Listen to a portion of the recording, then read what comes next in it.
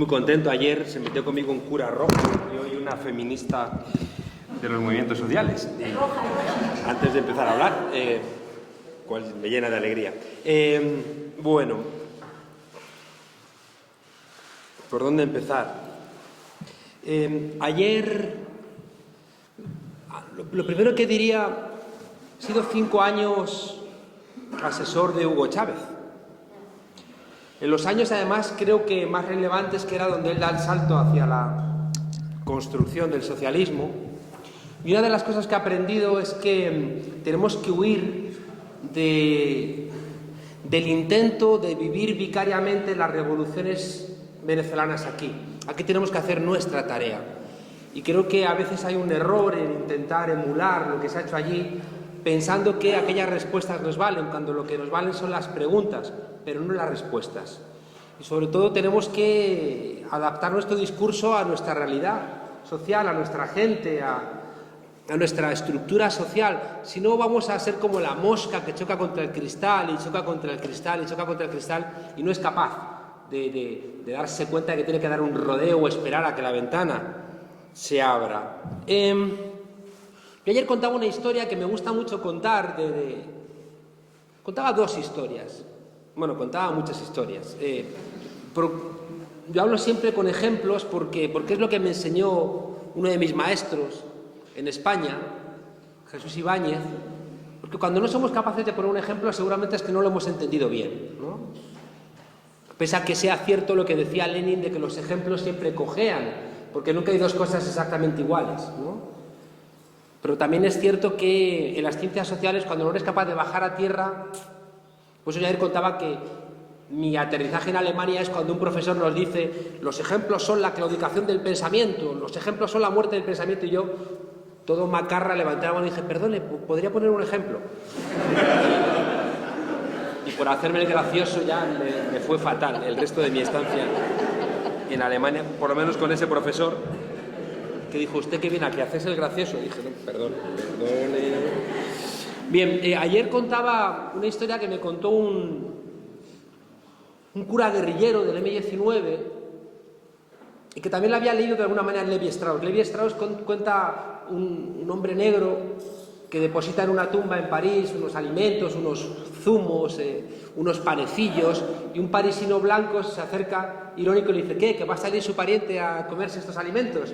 Y el hombre negro le dice al blanco, sí, cuando salga el suyo a oler y ver las flores que le ha traído, ¿no?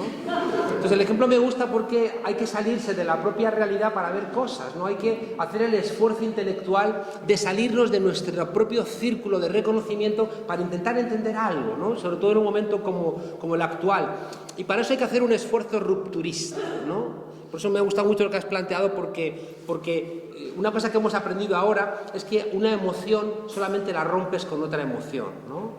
Y la historia que me contaba este cura guerrillero, que siempre me ha apasionado, que es una historia que todos ustedes la conocen porque es de la Biblia, ¿no? Lo de Abraham, por la noche, voz oscura, profunda, de ultratumba, que dice, Abraham, coge a tu hijo Isaac y lo vas a sacrificar en nombre de tu amor por Dios Todopoderoso. Entonces le dice a Sara, levanta al niño, Sara llorando por Abraham, levanta al niño, Dios ha hablado, Isaac, hijo mío, levántate, el niño se despereza, ¿qué pasa, madre?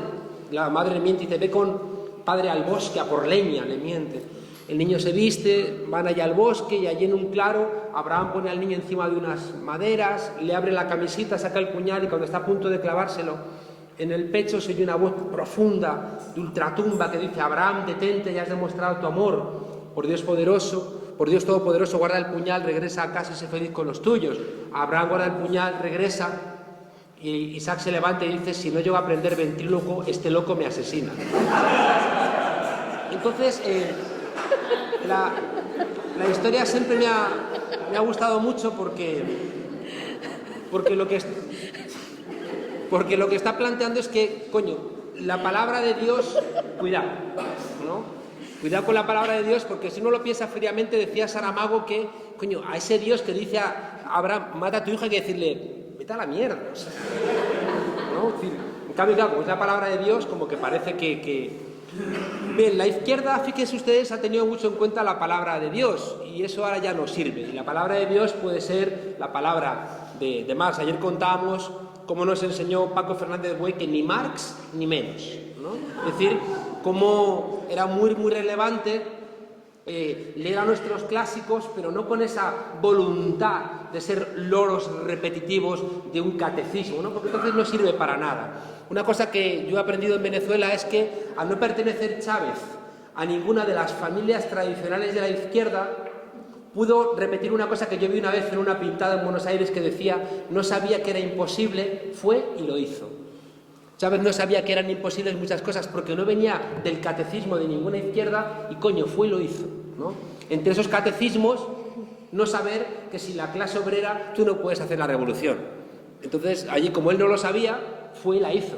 Porque en vez de proletariado, allí tenía el pobretariado. Y dijo, coño, pues el pobretariado me va a resultar más funcional para la transformación que el proletariado, ¿no?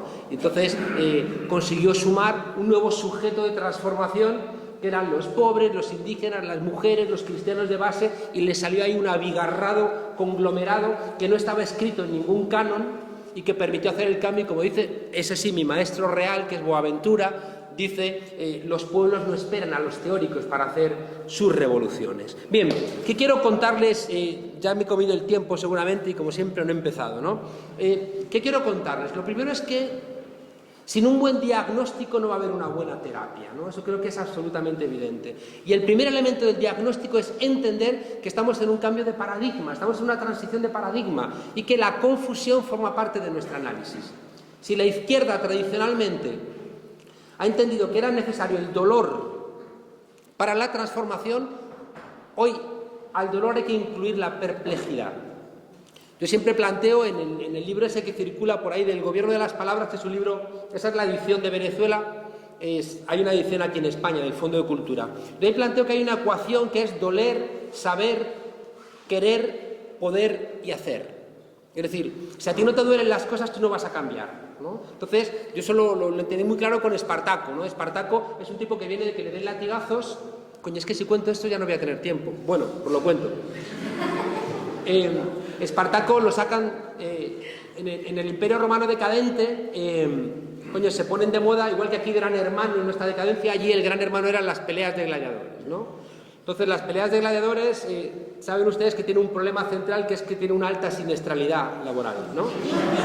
Entonces van a buscar a la mina, a Espartaco para que trabaje, y van también a buscar a galeras, a gente para que vaya a estos espectáculos, ¿no? Claro, pero la ley decía que los que estaban en galeras no debieran salir nunca de galeras. Es decir, eran esclavos que no los habían ejecutado por una cuestión de ahorro, ¿no? Porque había demasiados esclavos que se levantaban y la pena era la crucifixión, ¿no?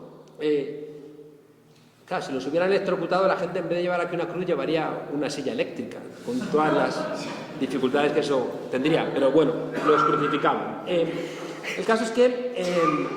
coño, y esto no lo dije ayer y se enfadó el cura, ¿no? ¿Cómo va a decir?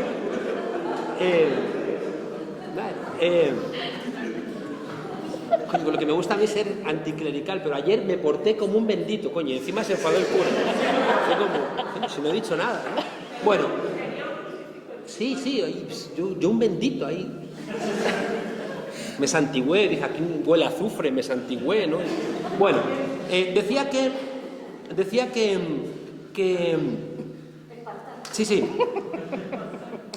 a los esclavos que se levantaban los crucificaban, como se levantaban demasiados, los mandan a galeras, pero no debieran salir nunca de galeras. El caso es que coinciden, en la escuela de Léntulo, la escuela de gladiadores, coincide Espartaco, que lo han sacado de la mina, le daban latigazos, lo llevan a la escuela de gladiadores, le dan también latigazos, pero come mejor, le da lo mismo, ¿no? Pero llega Craxio, un galo, y un día se da cuenta de que Espartaco tiene madera de líder, se acerca y le dice: oye, yo una vez fui libre. Y Espartaco no entiende, ¿libre? Sí, yo una vez fui libre. ¿Qué significa? Dice que le quitamos los látigos a los amos, mandaron soldados, los matamos, mandaron más soldados, los matamos, y durante 4 meses, omnia sunt comuna, fuimos una comuna donde todo era de todos. Y de pronto, Espartaco se le enciende el chip. Y de repente el dolor se convierte en saber, en conocimiento. Doler, saber. De repente ya establece el origen de su dolor y le empieza a doler. El siguiente paso es que como le duele quiere acabar con el dolor. ¿Qué hace? Un día dice, ¿cómo hago para acabar con el dolor? Doler, saber, querer. En el momento de la voluntad. Dice, ¿qué hago? ¿Qué hago? ¿Qué hago? Y se le ocurre reunir a los demás gladiadores en una escena muy marxista, ¿no? Howard Fast, el autor de Espartaco. La película está muy bien, pero ya saben ustedes, esas dos cabras que están en el campo y una se está comiendo un rollo de película, y le dice una... ¿Te gusta? Y dice, sí, pero me gustó más el libro. Entonces, la película está bien, el guión lo hizo Dalton Trumbo, pero les recomiendo... Me dijo una vez un mexicano que había dos tipos de personas en el mundo, las que habían leído el Espartaco y las que no han leído el Espartaco, ¿no? O sea que lean ustedes el Espartaco de Howard Fast, que es un novelón espectacular. Bueno, doler, saber, querer, reúne a los esclavos y dice, mirad a vuestro alrededor y decidme una sola cosa que no hayáis construido. Lo hemos construido todos. Mirad a vuestro alrededor y decidme una sola cosa que sea vuestra. Nada es nuestro. Bueno, pues en la revolución no tenemos nada más que perder que las cadenas. Doler, saber, querer, poder. Con todos los esclavos ya pueden y al final hacen. Por tanto, la ecuación es doler, saber, querer, poder y hacer. Si no te duele, no haces. Por tanto, en la propuesta tradicional de la izquierda, el doler ha sido una reflexión necesaria para la transformación. Pero ahora tenemos que incorporar al dolor la perplejidad, ¿no? La perplejidad. Es decir, que estamos en un momento de cambio de paradigma, de transición paradigmática, y si no incorporamos las razones objetivas para nuestra perplejidad, creo que tenemos dificultades para la transformación. ¿Qué significa esto de la confusión de la época? Significa, fíjense ustedes, que estamos en un momento en donde los canallas están envalentonados y la gente honrada está perpleja. Decía Villoro, un escritor, que los narcos están tan autosuficientes que ya hasta van vestidos de narcos, ¿no? Y es cierto, ¿no? Es decir, la gente que está envalentonada, coño, está absolutamente segura de sí misma. En cambio, la gente honrada está perpleja. ¿Y saben ustedes por qué? Porque la gente honrada, aun sin ser consciente de ello, sabe que para no ser víctima tienes que ser verdugo. Y al final tienes una pelea interna diciendo, coño, yo no quiero ser víctima, pero tampoco quiero ser verdugo. Y en esa pelea, ya digo, está parte de nuestra perplejidad. ¿Por qué hablamos de un cambio de paradigma? Porque lo que llamamos los marcadores de certeza ya no funcionan. Los marcadores de certeza son las claves sociales que nos ordenaban la vida. Y ya no funcionan los marcadores de certeza. No funciona el marcador de certeza trabajo. Antes el trabajo era el que nos entregaba nuestra subjetividad, el trabajo es el reflejo en el espejo de los demás que nos ubicaba en el mundo. Éramos nuestra profesión y ya salvo la gente que trabajamos en el sector público, el resto de la gente, coño, en Europa no dura un trabajo ya más de año y medio. Y por tanto, esa vinculación social al trabajo, al partido, al sindicato, a lo que trabajaban tus padres, a lo que van a trabajar tus hijos, se ha convertido, como dice Bauman, en algo líquido, ¿no? Entonces, si resulta que la identidad por excelencia, que era la laboral, se convierte en algo líquido, hemos perdido un marcador de certeza. Otro marcador de certeza esencial es Dios, ¿no? Es decir, Dios ya no cumple la función social que cumplía. Y plantea la ciencia social que la muerte de Dios nos ha dejado muy huérfanos, aunque no seamos conscientes de ello, ¿no? Ayer mencionaba una frase que me gusta mucho de Dostoyevsky: si Dios ha muerto, todo está permitido. Es decir, ¿quién ha sustituido a Dios? Las leyes son demasiado frías, ¿no? Es decir, que seguimos sin tener el sustituto de Dios en nuestras sociedades, ¿no? Y por tanto, fíjense ustedes, ayer también mencionaba Gramsci dice que los momentos de crisis son momentos en donde lo viejo no termina de marcharse y lo nuevo no termina de llegar. Y son momentos en donde surgen los monstruos. ¿Por qué surgen los monstruos? Porque alguien adelanta con maneras arrogantes lo que todavía no ha llegado, o alguien se aferra a lo que se está marchando también con maneras arrogantes, y por eso surgen monstruos. ¿Dios ha muerto? Pues no del todo, ¿no? Jesús Ibáñez nos decía, Dios es más peligroso muerto que vivo, porque vivo por lo menos lo ves venir, ¿no? Entonces, claro, la muerte de Dios se convierte en una cosa que, coño, que es verdad que ya no genera, por ejemplo, uno lo ve con el Partido Popular, ¿no? Es decir, van a misa, pero son una cuerda de hijo de putas, ¿no? Es decir, que, claro, es decir, que es... Bueno, cabrón, bueno, es verdad. Entonces, son gente que puede ser sinvergüencísima. Yo siempre me he preguntado cómo es posible que una monja vaticana de misa y comunión diaria puede votar a un tipo como Berlusconi, ¿no? Es decir, cómo hay una disociación entre los valores tradicionales que estaban vinculados a una derecha social, ¿no?, cristiana, y eso ha desaparecido, ¿no? Y te encuentras un tipo como Zaplana, ¿no? Que dices, pero son canallas, ¿no? Por tanto, fíjese, la muerte de Dios también es otra pérdida de marcador de certeza. Los cambios en la familia, los cambios en la ideología con el hundimiento de la Unión Soviética. Es decir, toda esta crisis de los marcadores de certeza nos dejan muy perplejos, ¿no? Otro elemento importante, fíjense ustedes, que las luchas tradicionales de la izquierda han sido en contextos de Guerra Fría, mientras que las luchas actuales son en contextos del neoliberalismo, y tenemos que entender la diferencia. Porque así como Cuba, por ejemplo, Nicaragua son revoluciones en el contexto de la Guerra Fría, la revolución bolivariana es en un contexto ya de lucha contra el neoliberalismo. ¿Y cuál es la diferencia? La diferencia es que ellos ganaron.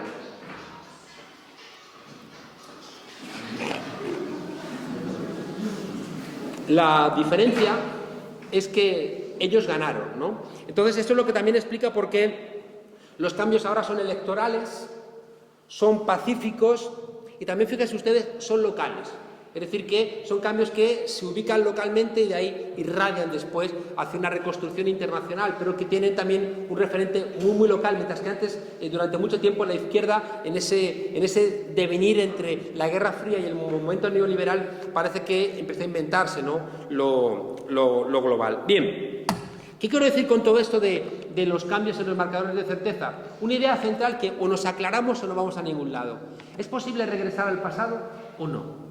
Una parte importante de nuestras organizaciones políticas lo que plantean es que podemos regresar a ese momento en donde fuimos felices, ¿no? De alguna manera, regresar a ese paraíso donde, yo cuando pienso, ¿se acuerdan ustedes de los anuncios de Curro que se iba al Caribe, ¿no? Es decir, hay una cosa, es decir, este país es espectacular. Salía hoy un tipo con aspecto estrambótico con una... voy al Caribe y tal, y decías, y viva España y tal. Bueno, fíjense ustedes, esto es una pregunta muy complicada. ¿Podemos regresar al pasado o no? El grueso de los partidos políticos están intentando regresar a esa posibilidad donde se presupone, ya conocen ustedes, en las coplas a la muerte de mi padre, Jorge Manrique, plantea, en un momento también de cambio, cómo te surge la nostalgia, y cualquier tiempo pasado fue mejor, ¿no? Es decir, que en los momentos de transición, de crisis, tú siempre miras al pasado con nostalgia, ¿no? Es como, bueno, siempre te ocurre, ¿no? Te quedas sin pareja y coges la agenda y llamas a tu pareja, ¡hola! Te dicen, imbécil, te dije que no me llamaras. Se te había olvidado que habías roto, pero como ha pasado tiempo, miras hacia atrás y con lo felices que éramos, ¿no? ¿Por qué lo dejamos? Y tal, porque te has olvidado, ¿no? Porque estás mirándolo con nostalgia. Bien, fíjense ustedes, el regreso al pasado no es posible, lo has planteado tú, por una cosa que también plantea Boaventura, y es que en ese supuesto momento de felicidad europea nos estaban financiando nuestro bienestar 3 lugares a los que ya no podemos regresar, que son el sur, ya no se deja, China, Rusia, América Latina, ya no van a seguir transfiriéndonos renta para que nosotros vivamos bien. Por tanto, ese espacio del sur es el que nos explica por qué el ajuste capitalista ha regresado aquí, porque ya no puede obtener su tasa de ganancia allí. Segundo lugar donde ya no podemos regresar, al medio ambiente, a la naturaleza. Es decir, hemos devastado medio planeta Tierra y, por tanto, esa reconstrucción de la tasa de ganancia explotando la naturaleza ya no nos da más de sí. Y, por tanto, es un segundo lugar donde no podemos regresar. Tercer lugar a donde no podemos regresar, a exportar a las generaciones futuras nuestro bienestar, es decir, seguir generando déficit público. Ya no da porque los que pueden financiar esa ficción han dicho, ya no lo financio. Hay, no sabemos si 60 veces más dinero que riqueza real, y los que manejan el dinero han dicho, tenemos que sincerar la cantidad de dinero con la cantidad de riqueza. Y, por tanto, dejan de financiar esa posibilidad. Por tanto, fíjense ustedes, ese discurso de que podemos regresar a ese keynesianismo no es real. Y por eso es muy importante que nosotros teóricamente entendamos que el keynesianismo explotó desde dentro, es decir, implosionó. El keynesianismo en el 73 se va al carajo, sube la inflación y sube el desempleo, y hay que inventar una nueva palabra, que es estanflación. Y eso es por la propia lógica interna del sistema capitalista. Ahí Marx tiene razón, el sistema capitalista funciona con crisis. ¿Y saben ustedes qué ocurre? Hubo un error en la izquierda que pensaban que la última crisis siempre era la definitiva. No, eso era un mal análisis. Lo que es la última crisis es una crisis que puede solventarse, pero cada vez reduce más el abanico de soluciones. De esta crisis igual sale otra vez el capitalismo. Lo que ocurre es que las soluciones cada vez se van reduciendo más y más y más. Por tanto, una cosa que tenemos que clarificar es, regresamos al pasado. Miren ustedes, si regresamos al pasado, cerremos el tenderete. Cerremos directamente el tenderete, porque, coño, tienen razón ellos. Si podemos regresar a una situación de bienestar donde todo estaba genial, tienen razón ellos. Y el capitalismo está estupendo y aquella pintada que yo vi en Polonia, el comunismo es el camino más largo y doloroso al capitalismo, ¿no? Pues al final va a ser cierta, ¿no? Y por tanto, abandonémoslo. ¿Qué ocurre? Ocurre que yo creo que eso no es cierto. Yo creo que eso no es cierto. ¿Contra qué luchamos? Yo creo que es el corazón de esta reunión. Luchamos con que una parte importante de nuestra ciudadanía desea profundamente regresar a ese pasado en el que fue feliz. Y ahí tenemos una lucha muy, muy complicada. ¿Por qué lo desean? Porque el sentido común de ellos que han triunfado es conservador. Es decir, que cuando les planteaba antes que salimos de la Guerra Fría y se puso en marcha el neoliberalismo es porque ellos triunfaron, ellos ganaron. Es Margaret Thatcher toda arrogante diciendo yo soy la progresista porque sigo avanzando y los conservadores son los que quieren mantener la Unión Soviética. Claro, es Margaret Thatcher la que plantea que lo suyo es una revolución. Dice, yo tenía una utopía y la estoy cumpliendo. Es una utopía antisocialista, pero la cumplen y por tanto ellos son los que dinamitan de alguna manera en la práctica esa idea que teníamos de que siempre había una idea de progreso que avanzábamos. Yo ayer contaba qué importante es que recuperemos a los autores heterodoxos. Walter Benjamin dice una cosa que es que nos vuelve loca la cabeza. Walter Benjamin, desde el marxismo, dice, cuidadito, cuidadito porque las revoluciones no son procesos de aceleración de la historia, que es la lectura clásica que ha hecho el marxismo. No es así, porque la lógica de la historia, ¿cuál es en los últimos 200 años? El capitalismo. ¿Y por qué demonios la lógica capitalista va a generar en su aceleración un resultado positivo? ¿Por qué? Al revés, la aceleración de la lógica capitalista va a generar más devastación medioambiental, más destrucción. ¿Y por qué de ahí va a salir bienestar? Dice Walter Benjamin, de la aceleración de la historia capitalista lo que va a surgir es el fascismo. Y por tanto, Walter Benjamin es un autor que dinamita la idea de progreso y dice, cuidado, las revoluciones son echar los frenos de emergencia de la historia. No son acelerar la historia, sino las revoluciones son echar los frenos de emergencia. Fíjense que son cosas contraintuitivas. Estamos luchando contra sentidos comunes en la derecha y en la izquierda, que nos dificultan porque hay que explicarlo. Cuando la gente, ya digo, en su sentido común está pensando en cosas que son erróneas pero que las siente profundamente. Decía que hay un sentido común conservador que todos lo conocemos. Hay una idea de que somos egoístas por naturaleza, de que cada cual va a lo suyo. Sí, he puesto aquí, que ayer lo vi, claro, hasta Chanel hace una colonia que se llama Egoís, ¿no? Sí, claro.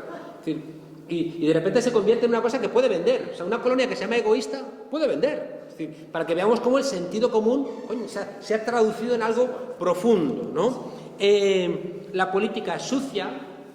La política se la dejamos a unos seres indeseables que son los políticos, mientras que nosotros somos seres puros, la política es una basura. El conflicto no funciona, o sea, quien arma pollos es una persona desadaptada. Por eso, fíjese, en España eso está cambiando, nos daba más rechazo un contenedor ardiendo que el que la policía asesina a un muchacho con una bola de goma, ¿no?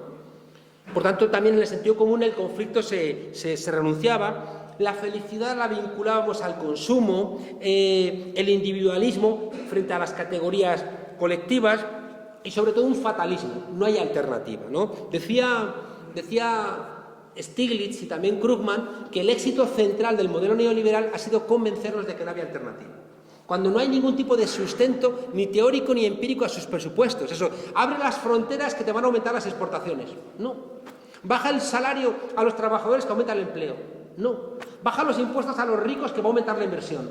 No. Es decir, todos esos presupuestos que nos han vendido no tenían ningún tipo de sustento. En cambio, les daban los premios Nobel a los tipos que planteaban ese tipo de cuestiones, pese a que, ya digo, no fueran ciertas, ¿no? Y desde el año 74, qué curioso, el año después de dar el golpe contra Salvador Allende en Chile, ¿a quién le dan el premio Nobel? A Hayek, el maestro a quien le dan 2 años después el premio Nobel de Economía, a Milton Friedman, ¿no? Es decir, entonces hay toda una construcción teórica para hacernos convencernos de que lo suyo es correcto y que no hay alternativa. Y al final, ya digo, lo hemos interiorizado. Decía Jesús Ibáñez, me tengo que callar ya, seguramente, ¿no?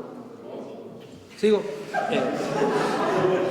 Decía Jesús Ibáñez, en un ejemplo que siempre me ha gustado mucho, que un monje zen se ha dedicado toda su vida a enseñar a su discípulo a diferenciar lo que es verdadero y lo que es falso, ¿no? Y llega el día de la última prueba y lo manda llamar al salón de los pasos perdidos, le pone una vara de almendro en la cabeza y le dice: si me dices que esta vara es falsa, te daré con ella en la cabeza.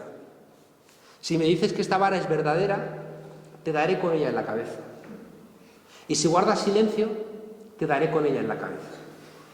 La única solución es que le quites tú la vara al maestro y le digas: si te doy a ti ahora con ella en la cabeza, ¿cómo lo ves, no? Decía Jesús Ibáñez que cuando algo es necesario e imposible, hay que inventar una nueva dimensión. Cuando algo es necesario e imposible, hay que inventar una nueva dimensión. Si es necesario que no me des con el palo en la cabeza, pero es imposible porque con las reglas que has planteado me vas a dar con el palo en la cabeza, o invento una nueva dimensión o estoy jodido. Por eso me emocionó cuando yo llegué hace 12 años a Venezuela, que Chávez se guiaba por un principio de Simón Rodríguez, un socialista utópico, el maestro de Simón Bolívar, que decía: inventamos o erramos.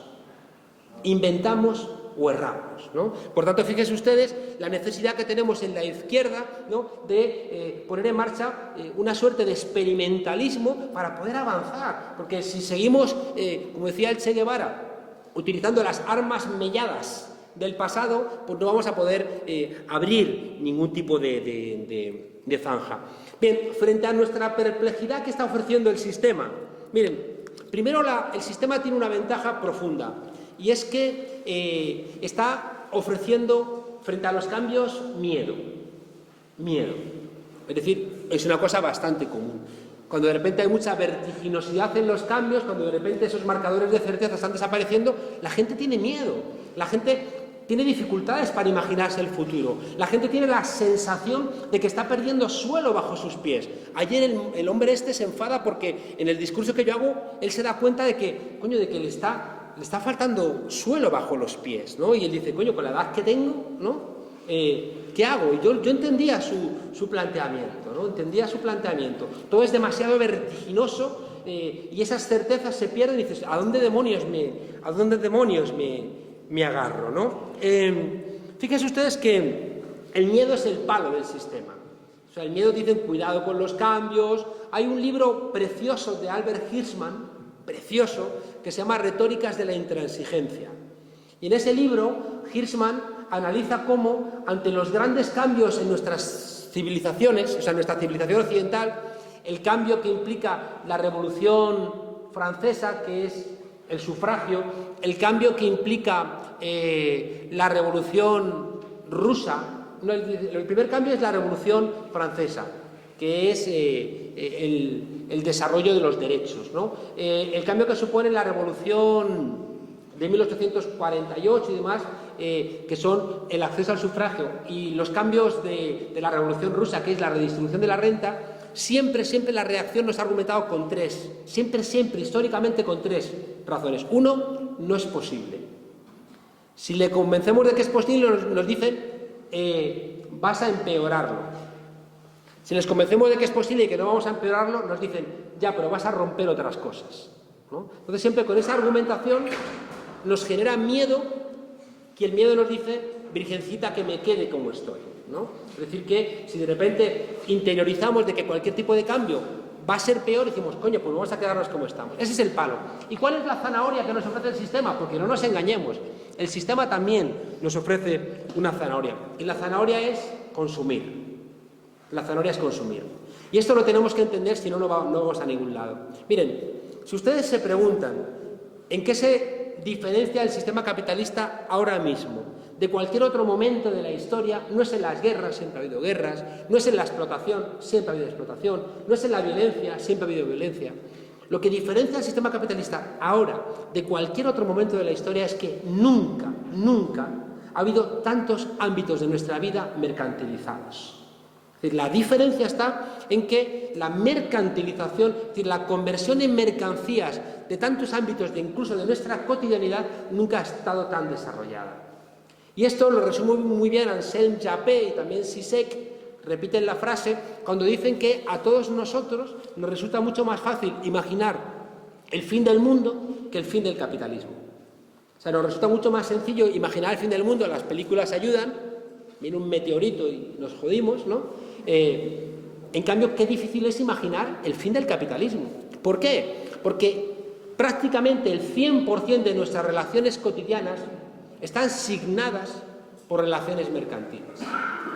Todo, el ocio, casi las relaciones de amistad, de pareja, mi proyecto de vida, si estudio o no estudio, en qué trabajo, qué consumo, qué como, qué no como.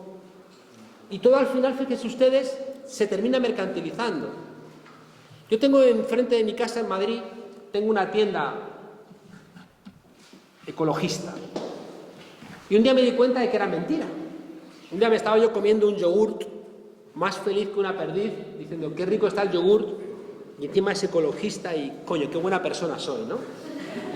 Soy un chico estupendo. Hasta que de repente veo que en el yogur pone Made in Belgium, hecho en Bélgica. Dije, mierda. ¿Y todo el transporte desde Bélgica a aquí? ¿Dónde está lo ecológico de este yogur? ¿Lo traen andando? ¿Cómo? ¿Lo traen andando? Sí, en bicicleta. Claro, y de repente aquello me alertó y vi que la tienda, una tienda carísima, me di cuenta de que lo que ofrecen buena parte de esas tiendas no son productos ecológicos, sino que son productos sanos. Donde la gente que tiene dinero compra productos sanos y encima tiene la buena conciencia de que está siendo ecologista, por las narices. Arroz que viene de no sé dónde, el otro que viene de no sé cuánto, ecologista por las narices. Son todos productos muy caros, que son sanos, pero lo estás enmascarando mercantilmente con el producto ecológico. Lo que les quería decir es que es muy difícil imaginar en nuestra vida, en nuestra cotidianidad, cosas que no estén signadas por la cuestión mercantil, ¿no? Es decir, en cambio, decía Oscar Wilde, cuando estabais hablando, y estaban ustedes aquí, una frase que me gusta mucho de Oscar Wilde, que decía que lo malo del socialismo es que te quita muchas tardes libres, ¿no? Y también muchas mañanas, ¿no? Claro, hoy estamos aquí en un ámbito desmercantilizado. Una parte seguro de esta organización está mercantilizada, seguro, otra parte no. Otra parte no cobramos, no pagamos, etc. Pero hay una parte que seguro que está mercantilizada, porque lo mercantil se nos ha metido en el corazón. Y al final, estás triste, compra, estás aburrido, compra, te sientes solo, compra, organiza tu vida, compra. Y al final, fíjese, si se han caído esos marcadores de certeza, se ha caído la fábrica, se ha caído la iglesia, se ha caído el partido y solamente queda en pie el Corte Inglés, ¿no? De alguna manera, fíjense ustedes, y ya voy terminando, fíjense ustedes que el sistema tiene su palo y su zanahoria, ¿no? Tiene su momento de emocionalidad y su momento de materialidad. ¿Y nosotros qué ofrecemos a cambio? Y fíjense, que esto es la conclusión de lo que... Fíjense que, y lo planteabas tú, que creo que ha estado muy bien lo que estabas diciendo, el sistema ha entendido que las tres autopistas que nos han traído a la actualidad, las tres grandes autopistas, están hoy medio dinamitadas. Las tres autopistas son el desarrollo del capitalismo, el desarrollo de los estados nacionales y el desarrollo del pensamiento moderno. Les repito, el sistema capitalista hoy está en crisis, pero no tenemos, lo viejo no termina de marcharse, lo nuevo no termina de llegar. Los estados nacionales hoy están agujereados como quesos de Gruyère y cuidado, también el pensamiento moderno, es decir, ese pensamiento de la modernidad que tiene que ver con la idea de progreso, el productivismo, el eurocentrismo y el machismo, que son cuatro rasgos del pensamiento moderno que los tenemos todos metidos aquí y que no nos damos cuenta. El lenguaje no lo hablamos, el lenguaje nos habla, que es una cosa que si tuviéramos tiempo le daríamos muchas vueltas. Si no nos damos cuenta de que las metáforas de nuestro lenguaje nos van devorando. No hagas el indio, merienda de negros. Una vez cuando ganó Evo Morales, en un periódico había un chiste de tres señoras muy elegantes jugando al bridge, ¿no? Con sus perlas y tal, y una mira así de reojo y ve el periódico que dice Evo Morales, primer indio presidente de Bolivia. Y le dice, ¿pero un indio puede ser presidente de un país? Y le dice una de las otras, claro, de la India.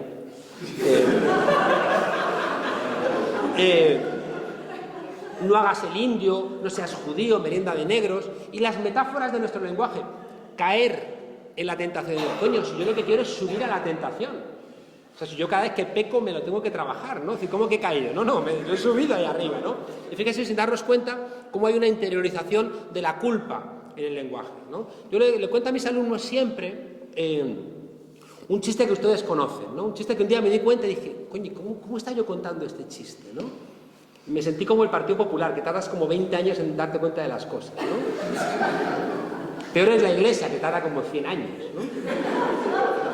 El chiste que ustedes igual han oído es, ¿por qué ven las mujeres las películas porno hasta el final? Porque están esperando a ver si los protagonistas se casan, ¿no? Miren, una película porno nunca le van a dar el premio al mejor guión, ¿no? Yo que he tenido que ver alguna por cuestiones profesionales,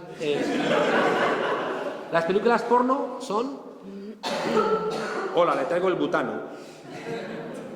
Cocina y dicen, no, dormitorio. Ah, vale. Entran y ya, como los conejitos de Duracell, se enganchan, ¿no? O sea, no hay un gran guión elaborado, ¿no? Claro, tú ves una película porno y bueno, dices, parece que se está animando esto, ¿no? Pues vamos a animarnos también nosotros. Bueno, en el chiste hay una parte animal, o sea, que igual que pueden copular dos chimpancés, seguramente hay mucha gente, no veía a la gente en las películas porno rayadas, ¿no? Y ahí imaginando se ponían brutos, ¿no? Pues igual, tú ves a dos chimpancés ahí enganchados, igual también te animas, ¿no? En la película, en el chiste este, fíjese qué importante, en el chiste hay una cosa que puede ser meramente animal, que es dos ahí empiernados, y las mujeres y quieren ponerle un poco de sentido. ¿Y qué hacemos? Nos reímos. ¿Saben ustedes por qué nos reímos del chiste? Porque la palabra mujer no la hablamos, sino que la palabra mujer nos habla. Y en la palabra mujer estamos incorporando sensiblera, que no entiendo lo importante, coño, que no va a lo ejecutivo. Y entonces por eso nos reímos. Por eso fíjense ustedes qué importante es para que la izquierda tenga espacio también reinventar el lenguaje. Chávez lo ha hecho en Venezuela. Empezó cambiándole el nombre al país. En vez de Venezuela, República Bolivariana de Venezuela, ¿no? Lo ha entendido la Iglesia siempre. Tú entras como virtudes a la Iglesia y ahí te van a llamar Sor Patrocinio, ¿no? Y cambiándote el nombre te están cambiando de alguna manera tu propio ser, ¿no? Es el comienzo del Génesis. Dios inventa las cosas poniéndole nombres a la realidad, por supuesto con ayuda de Adán, no con ayuda de Eva. Bueno, voy terminando. Miren, hay una lectura por la derecha bien entendida de que estamos en un momento, en ese momento de confusión, hay un momento de cierta irracionalidad. Fíjense que esto es una idea complicada. Es decir, si es cierto que el pensamiento moderno está en crisis, que el Estado nacional está en crisis, porque es demasiado grande y demasiado pequeño, si es cierto que el sistema capitalista está en crisis, hay un momento de falta de certezas y hay un momento de irracionalidad. ¿Saben dónde se verifica eso con mucha claridad? En que estamos recurriendo a libros de autoayuda, en que la gente está recurriendo al horóscopo, a las runas, en que hay una necesidad, ¿no?, en esta irracionalidad de encontrar algún tipo de certidumbre, de encontrar algún tipo de certeza, ¿no? Fíjense que en esta irracionalidad, esa gente que escucha el discurso de la derecha está creyendo que haciendo lo mismo vamos a tener resultados diferentes. Y ya decía Einstein que eso es una estupidez. Haciendo lo mismo obtienen los mismos resultados, pero la gente está siendo irracional, como tiene miedo. Dice, coño, voy a repetir lo mismo, voy a repetir la misma cosa, coño, a ver si al final sale bien. ¡Qué irracionalidad! Fíjense que la irracionalidad de la época la usa la derecha para sus propios intereses, ¿no? En la misma idea, fíjense ustedes, en la misma idea, por ejemplo, hay parte de la izquierda que este momento de irracionalismo lo está utilizando, exacerbando las identidades nacionales. Y lo cual es un disparate. Porque el nacionalismo es irracional. Creo que el cura se enfadó un poco ayer porque yo decía que España es un accidente histórico. O sea, ¿desde cuándo existe España? No hay cosa más idiota que el libro de cabecera de Aznar que decía España de Atapuerca al euro, ¿no? Como si en el 350.000 antes de Cristo ya existiera España, y no me jodas. O sea, cuando España se construye, ¿cuál es el momento histórico de España? La revolución, la guerra de la independencia contra los franceses. ¿Y qué dice la letra por excelencia? La Virgen del Pilar dice que no quiere ser francesa, que quiere ser capitana de la tropa aragonesa, no de la tropa española, de la tropa aragonesa. Claro, es que España es una construcción muy reciente. En cambio, de repente, hay una parte de la izquierda que de repente dice, me voy a hacer nacionalista, que es un problema que tenemos en nuestro país. Es un problema que tenemos en nuestro país muy fuerte. Porque en este caldo de irracionalidad hay gente que dice, coño, yo me aferro a esta identidad nacional. Claro, ¿y cómo luchas contra eso? ¿Saben ustedes que en Escocia, ya me callo, no me callo de verdad, en Escocia, de repente, a partir de la película Braveheart, ¿no? Se exacerbó mucho la identidad escocesa, también ayudó Sean Connery y demás, ¿no? Entonces, claro, en Stirling, que es el castillo donde supuestamente, porque es una leyenda, o sea, William Wallace no hay constancia histórica de que existiera, ¿no? Entonces, le hacen una estatua en Stirling y le ponen la cara de Mel Gibson, ¿no? Bueno. Claro, diles que no. Por tanto, fíjense, claro, el nacionalismo te pone a discutir con unos elementos de irracionalidad bien complicados. Termino. ¿Quién interpreta este momento de pérdida de marcadores de certeza, de crisis, de transición de época? Lo vemos en Grecia. Te lo puede interpretar Aurora Dorada o te lo puede interpretar Syriza. Pero fíjense que los dos tienen un elemento de novedad. Syriza es muy atractiva para mucha gente porque les promete regresar a un momento de gloria pasado. Es como cuando le dicen a algunos catalanes, cuando tengamos un Estado vamos a ser felices. Y dices, coño, o sea, ¿a quién le estáis comprando ese fraude? En cambio, como es muy irracional, es muy difícil pelear contra eso. Por eso fíjense, en todo esto que les he contado tan largo de este momento de transición, de pérdida de marcadores de certeza, por un lado está Aurora Dorada, diciéndoles, vamos a regresar a un pasado, la culpa la tienen los inmigrantes, la culpa la tienen los izquierdistas, la culpa lo tienen los partidos políticos, y por otro lado está Syriza. Y es un conflicto entre los dos elementos. Hay una pelea. Y Syriza también es novedosa. Saben ustedes que el Partido Comunista no está en Syriza. El Partido Comunista que sigue con lecturas viejas, apelando también al miedo, y es lo que nos explica también, por ejemplo, porque en Francia los votantes del Partido Comunista no tuvieron problema en pasarse a Le Pen, porque son lecturas viejas que al final van a tener más en común, el Partido Comunista griego con Aurora Dorada que con Syriza, si te descuidas, ¿no? Conclusión, que es la pregunta que nos trae aquí. ¿Qué hacer, no? Pues miren, no es tan complicado, creo, ¿no? Lo has planteado tú y por eso me ha gustado mucho todo lo que has dicho.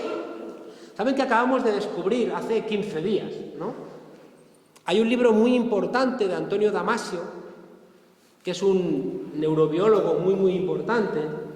Hemos descubierto que no hay ninguna activación del neurocórtex, que es nuestra parte más externa del cerebro, sin que antes funcione el hipotálamo. Es decir, no hay ninguna razón que no sea antes sentimiento.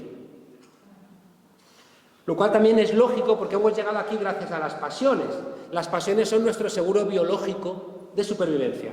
Las pasiones se guían por la reciprocidad. Todas las pasiones son reciprocidad, hasta los celos, ¿no? Pero fíjense, somos animales sociales que necesitamos la reciprocidad. Si no, no hubiéramos llegado hasta